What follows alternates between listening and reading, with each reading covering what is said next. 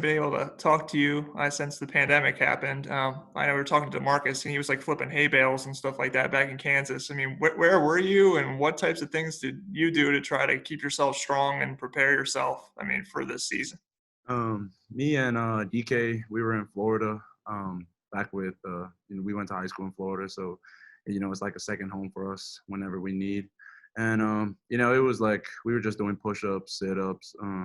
We found a little field to get a few workouts in, just field workouts.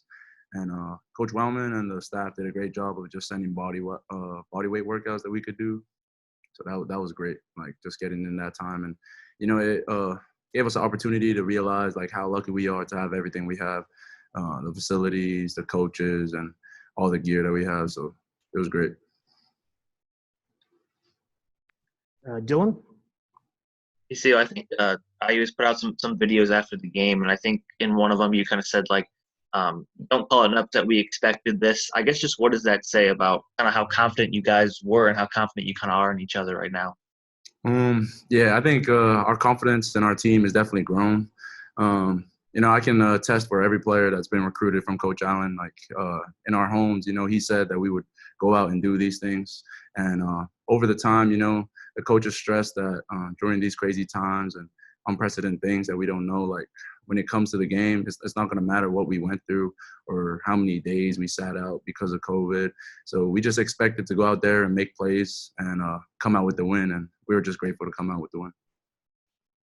Kevin, then back to John. Sio, you had an early tackle for loss in that game. That seemed to kind of set the tone, particularly in the first half, for how you guys stopped the run. Just talk about the kind of push you guys had as a defensive line and how you were able to kind of neutralize their backs on the backfield. As a group, we definitely felt like we needed to elevate our focus and elevate our level of play this year. And we definitely wanted to emphasize our physicality. And we felt like it showed a little bit, just a little glimpse on Saturday of what we could do when we're playing as a D-line and as a defense. So we got a lot to work on, but we definitely got a lot more to play. But I think it's going to be a fun year for our defense. John?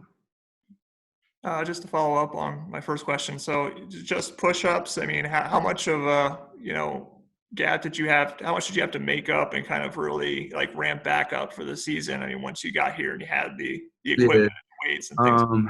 Yeah, it was actually a fun time because like we were doing a team challenge. So like randomly, if somebody like tagged you on Instagram, like 30 push-ups and you seen it, like you had to reply. So there was like throughout the day, I'd have like 20 guys tag me. So like by that time it was at like 200, 300 push-ups a day on top of like what we did for the workout.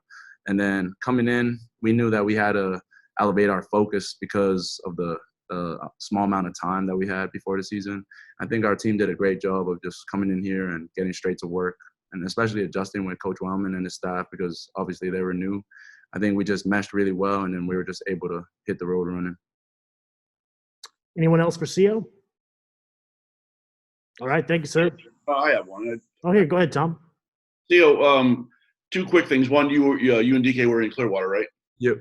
Okay, and then secondly, obviously you're new to the program for a year and change, but through Indiana's history for the longest time, where they always came up short was just not winning those physical battles along the line of scrimmage. And, you guys seem like toe to toe, head to head with Penn State last week that you guys won as many battles, if not more, than they did. Like from a confidence level that you guys as a group, I mean, do you feel like you guys are at the point now where you can step up there physically and contend with anybody? Yeah, definitely. I think especially going into this offseason, the D-line felt like last year we weren't where we were.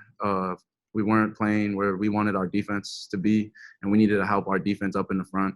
And with Coach People coming in, it's definitely slowed down the game. So we were able to just focus more on physicality. And Penn State, we were able to come up with more wins physically and come out with the dub. But we had a lot of things to fix up, and I think at this point we could go toe-to-toe with anybody. Thank you. Thank you. Back to John, one more for you, Sio. Popular man here late. Just in terms of the relationship with Demarcus, obviously it seems like you were the starter, but I mean he comes in and gets significant snaps. I mean, how much do the two of you push each other to get better, and just in terms of having both of you guys at that position? Yeah, me and DMAC have a great relationship. We came in last year at the same time, and we just wanted to come in. And obviously, we had a big hole at the nose guard position for the defense, and we knew that we couldn't do it individually. And just being able to attack, like know when DMAC's having a great game, I can come in and give him rest, and I could make plays to give him time off. And then when I'm having a great game, he can come in and add on to what I'm doing. So I think both of us. I don't think there's any team with as deep as nose guards as us, because we definitely can both start, and just with the rotation, it's great in our defense.